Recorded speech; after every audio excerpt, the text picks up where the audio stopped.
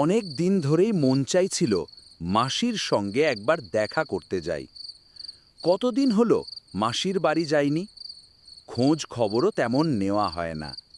কলেজের চাপ এত বেশি যে ইচ্ছে থাকলেও যাওয়া হয়ে ওঠে না। অবশেষে কয়েকদিনের ছুটি পেয়ে আজ বেরিয়ে পড়লাম। উফ, মাসির বাসা যে এত দূরে তা না এলে জানতামই না। বিকেলের দিকে বাড়ি থেকে বেরিয়েছি, তারপর ট্রেন থেকে নেমে অনেকটা পথ হেঁটেই আসছি। ভাবছি মাসি হঠাৎ আমাকে দেখে কি বলবেন। এতদিন কোনো খবর নেই, আর আজ হঠাৎ সন্ধ্যার সময় উপস্থিত। রাস্তায় আশেপাশে একটাও রিক্সা বা টোটো নেই। মনে হচ্ছে ভুল জায়গায় চলে এসেছি। সত্যিই কি কেউ থাকে এখানে? আশেপাশে মানুষের চিহ্নও নেই। ওই তো দূরে টিম টিম করে আলো জ্বলছে, মনে হচ্ছে কোনো দোকান হবে। যাই, ওখান থেকে ঠিকানাটা জেনে নিই। এই নির্জন জায়গায় আলো দেখে মনে একটু সাহস পেলাম। অন্তত এখানে আমি একেবারে একা নই। কি লাগবে? শিমুলপুরের ঠিকানাটা বলে দিতে পারবেন? শিমুলপুর? ও তো অনেক দূরে। এই অন্ধকারে ওখানে যাবেন নাকি? আসলে ওখানে আমার মাসির বাড়ি, তাই একটু দেখা করতে যাচ্ছি। যদি কোনো রিক্সা বা টোটো পেতাম বেশ হতো। এই প্রথমবার এসেছেন নাকি এখানে? হ্যাঁ, আমি শহরে থাকি, খুব একটা আসা হয় না। বহুদিন হলো এদিকে পা রাখিনি। বুঝেছিলাম আপনাকে দেখে। আপনি যখন ঠিকানাটা জানতে চাইলেন তখনই মনে হয়েছিল। আপনি যদি কোনোভাবে ওদিকে যাওয়ার ব্যবস্থা করে দিতেন খুব উপকার হতো। মাফ করবেন, রাত নামার পর এখানে কেউ বাইরে বেরোয় না। আর গরুর গাড়ি বা কোনো যানবাহন পেলেও শিমুলপুর শুনলেই সবাই পথ বদলে নেবে। কেন? ওখানে এমন কি আছে যে লোকেরা নাম শুনেই ভয় পায়? আমি নিজে দেখিনি, তবে শোনা কথা আছে ওটা নাকি বহু বছর ধরে জনশূন্য। বলে কোনো সাধু বাবার অভিশাপে গ্রামের মানুষ একের পর এক মারা যেতে থাকে।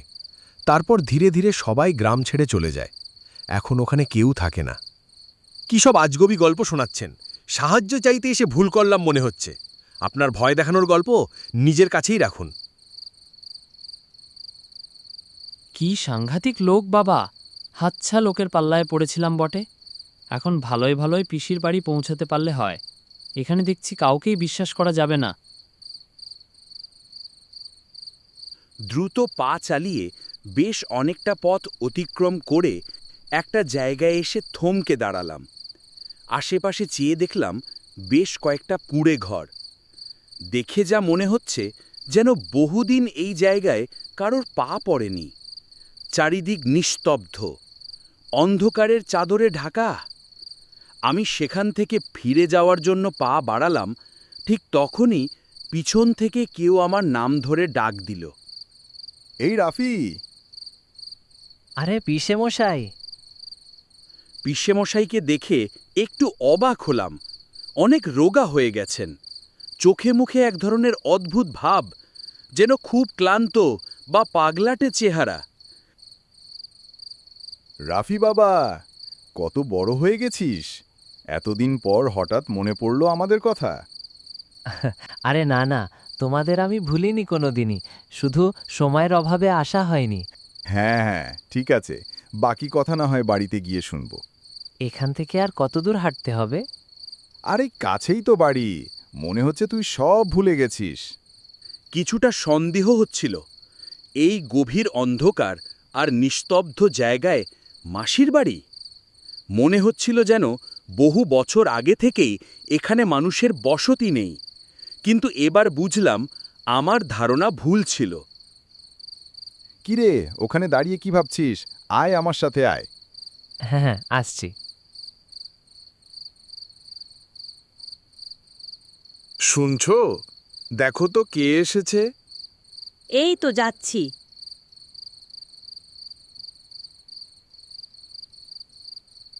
আরে, এই যে রাফি, কত বড় হয়ে গেছিস! তা কেমন আছিস বাবা? আমি ভালো আছি। মাসি, ঝিমলি কোথায়? ওকে তো দেখছি না। ও একটা কাজে পাশের গ্রামে গেছে। ও আচ্ছা, আমি ভেবেছিলাম ও বাড়িতেই আছে, দেখা হয়ে যাবে। কেমন আছো তোমরা? আর কি বলবো বাবা, কোনো মতে চলছে। তা এতদিন পর হঠাৎ মনে পড়ল নাকি? মাসি, জানি তোমাদের মনে এখনও আমার প্রতি অভিমান আছে, কিন্তু আমি বা কি করতাম বলো? মা বাবা আমাকে তোমাদের সাথে কোনো যোগাযোগ রাখতে দিত না। ছোটবেলায় যতবার বলতাম এখানে আসার কথা, মা ততবার রাগ করতো আর বলতো তোমাদের বাড়ির পরিবেশ নাকি ভালো নয়, সবসময় নাকি ঝগড়া আর অশান্তি লেগে থাকে।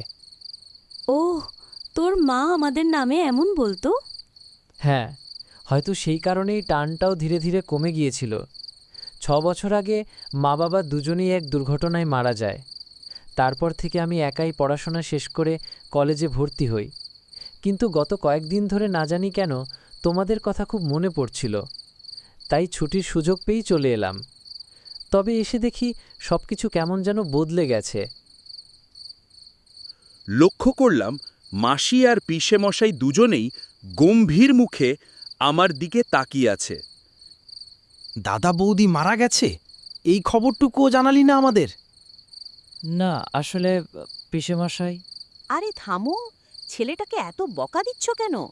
ছেলেটার বাবা মা মারা গেছে, এমনিতেই ভেঙে পড়েছে ও, তারপরও এসব প্রশ্ন করতে ইচ্ছে করছে তোমার? মানে কি, সব দায় এখন আমার ঘাড়ে চাপাচ্ছ? ওর মা বাবা চাইলে আমাদের খবর নিতে পারতো না? আমরা বেঁচে আছি না মরে গেছি সেটা জানার সময়ও কি হয়নি তাদের? দেখো, আবার শুরু করেছো। তোমরা নিজেদের মধ্যে অকারণে ঝগড়া করছো এখন। রাফি বাবা, কিছু মনে করিস না। তোর পিসেমশাই সব সময়ই একটু রাগী মেজাজের। এখন তুই যা, হাত মুখ ধুয়ে নে। এত পথ এসে শরীর নিশ্চয়ই ক্লান্ত হয়ে পড়েছে। খেয়ে নিয়ে শুয়ে পড়। আমারও শরীরটা কেমন যেন ভালো লাগছে না। আরে, তোমার আবার কি হলো? না না, কিছু না। তুই আগে হাত মুখ ধুয়ে আয়, আমি খাবার দিচ্ছি। খেয়ে নে, তারপর বিশ্রাম নে। মাসির কথা মতো মুখ হাত ধুয়ে খেয়ে নিয়ে শুয়ে পড়লাম। কিন্তু গভীর রাতে হঠাৎ এক ধরনের চিৎকার আর হট্টগোলের শব্দে ঘুম ভেঙে গেল। মনে হলো মাসি আর পিসেমশাই ঝগড়া করছে, এত রাতেও জেগে আছে। তবে কি মা ঠিকই বলতো? এই বাড়ির পরিবেশ বোধহয় সত্যিই খারাপ, সবসময় ঝগড়াঝাঁটি লেগেই থাকে। ভাবলাম গিয়ে দেখি, হয়তো থামাতে পারবো। বিছানা থেকে নেমে আস্তে আস্তে মাসির ঘরের দিকে এগোলাম। দরজার সামনে গিয়ে যা দেখলাম তার জন্য আমি মোটেও প্রস্তুত ছিলাম না। মাসি আর পিসেমশাইয়ের চেহারা সম্পূর্ণ পাল্টে গেছে। শরীর শুকিয়ে কাঠ, চামড়া ঝুলে পচে গেছে, চোখের মনি নেই, বরফের মতো সাদা আলো বেরোচ্ছে চোখ থেকে। ভয়ে আর আতঙ্কে আমার মুখ থেকে স্বতঃস্ফূর্তভাবে একটা তীব্র চিৎকার বেরিয়ে এলো। এসব কি হচ্ছে? এই তো হলো, সব তোমার জন্য। একেবারে ঘুম ভেঙে দিলে ছেলেটার। সব দায় এখন আমার ঘাড়ে চাপাচ্ছ? তুমি যদি কথা না বাড়াতে, ওকে আমি অনেক আগেই শেষ করে ফেলতাম। এতদিন পর মানুষ পাওয়া গেছে, আর আমি কি এমনি এমনি ছেড়ে দেব? ছি ছি, ভাইপোকে খেয়ে ফেলবে? লজ্জা বলে কিছু আছে নাকি? এসব কি হচ্ছে? আমি তো কিছুই বুঝতে পারছি না। শোন বাবা, সব বলছি। সব কিছুর জন্য দায়ী তোর পিসেমশাই। তোমরা যখন কলকাতায় চলে গেলে, তোমার পিসেমশাই ব্যবসার জন্য মহাজনের কাছ থেকে টাকা ধার নেয়। তোমার বাবার কাছে সাহায্য চেয়েছিল, কিন্তু তোমার মা রাজি হয়নি। ব্যবসায় লোকসান হয়, আর টাকা ফেরত দিতে না পারায় মহাজনরা মেরে ফেলার হুমকি দেয়। আমি তোমাদের সাথে যোগাযোগ করার চেষ্টা করেছিলাম, কিন্তু পারিনি। একদিন পাওনাদারেরা এসে আমার চোখের সামনে তোমার পিসেমশাইকে মেরে ফেলে। এসব সহ্য করতে না পেরে আমিও আত্মহত্যা করি। মাসির মুখ থেকে এসব শুনে বুকের ভেতর কেমন একটা অপরাধ বোধ চেপে বসল। আজ ওকে ছাড়বো না, অনেক কষ্ট করে ধরে এনেছি, এভাবে তো যেতে দিতে পারি না। রাফি, তুই পালা এখান থেকে। মনে হলো চায়ের দোকানের সতর্ক বার্তাই শোনা উচিত ছিল। কিছু না ভেবে ছুটে বেরিয়ে এলাম ঘর থেকে। পিছন থেকে ভেসে আসছে পিসেমশাইয়ের বিকৃত গলা। দাঁড়া দাঁড়া বলছি, আজ তোকে কিছুতেই ছাড়বো না।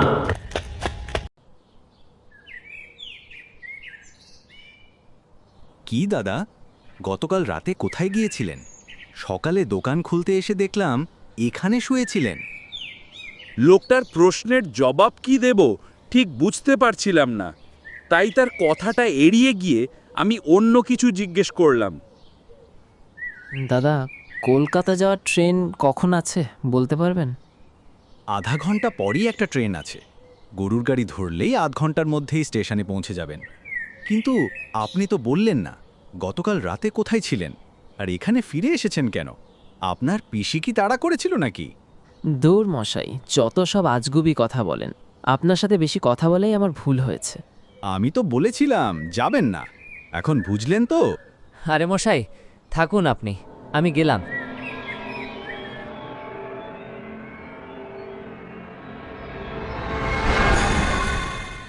অন্ধকারের রহস্য ভেদ করে আবার ফিরে আসব নতুন কোনো ভয়ঙ্কর গল্প নিয়ে। ততক্ষণ আমাদের চ্যানেলটি সাবস্ক্রাইব করে আমাদের সাথেই থাকুন এবং পাশে থাকা বেল আইকনে ক্লিক করতে ভুলবেন না।